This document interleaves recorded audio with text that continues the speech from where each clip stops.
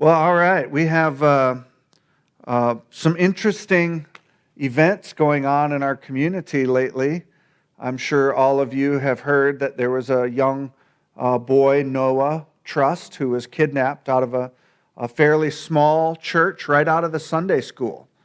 They had a teenager sitting there, and I've heard concern on our own, parents and grandparents as far as, what do we have in place that would provide some assurance that something like that isn't likely to happen here. And so we just had a phone conference with the deacons about this issue. And first I want to remind you of the many ways that we've already put in place to ensure the safety of all the members that are here, and especially your children. If you remember, back in January of 2020, we had lost control over who had keys to the building. We would come in and there'd just be random people who we didn't give keys to who were able to get into the building at various times. So we went and we changed all of the locks, and we issued and controlled who is allowed access to the facility.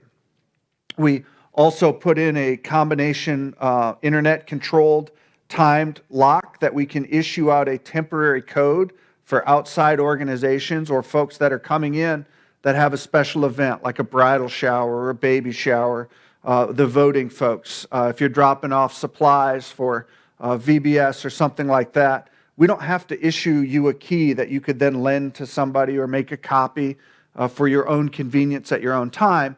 We can just give you a code that will work, and that allows us to better ensure we know who has access at any time to the building. We also found that we were not doing background checks on volunteers who were working with kids. So back in January of 2019, we also have a 100% background check requirement on all persons who work with any kids.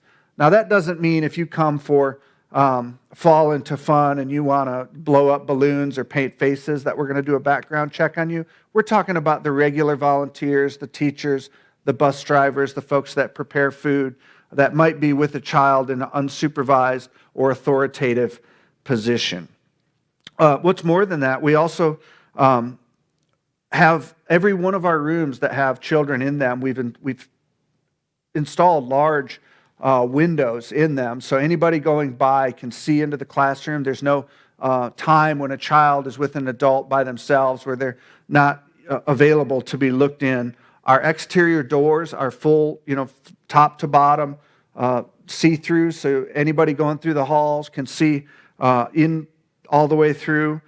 We have a security surveillance system. I don't know if you've noticed that, but we actually record the things that are happening in the building. If something were to happen, we can go pull that video back up, and that does allow us some sense of security.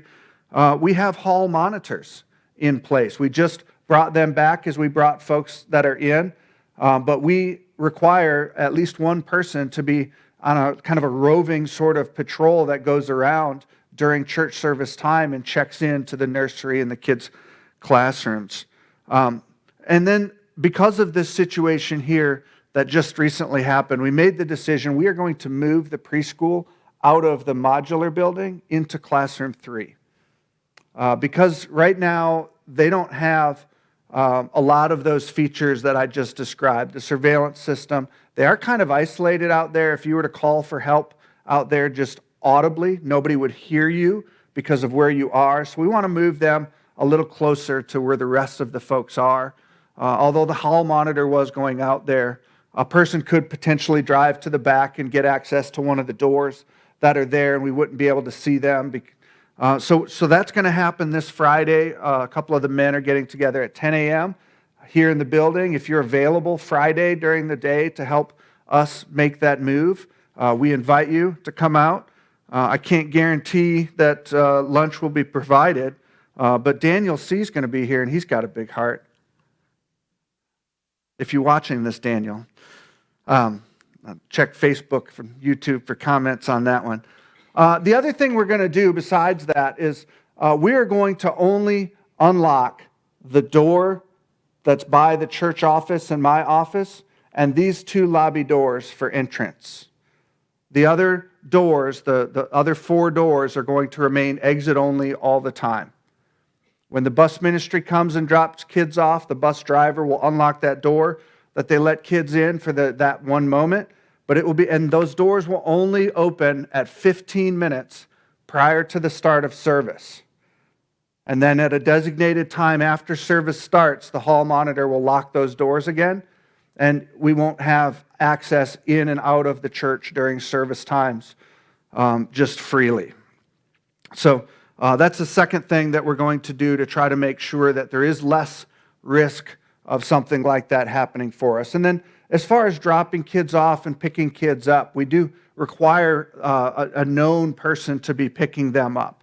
We also have access to be able to call their parents at any time if their parent isn't there with the child.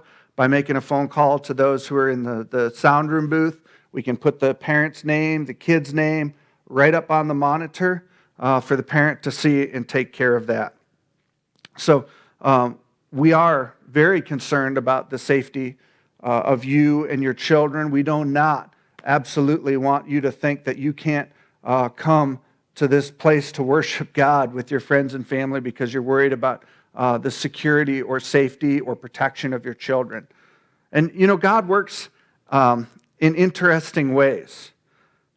This year when we went to renew our building insurance, we were informed by the underwriting company for the insurance that we needed to provide them our written child protection policy so that their underwriters, and we had not had a formally written policy in place that covered all these aspects. So several months ago, we actually began working on this. This is very similar to what happened with our live streaming and our online giving. Several months before COVID came, we thought we needed to reach out in the ministry in that area.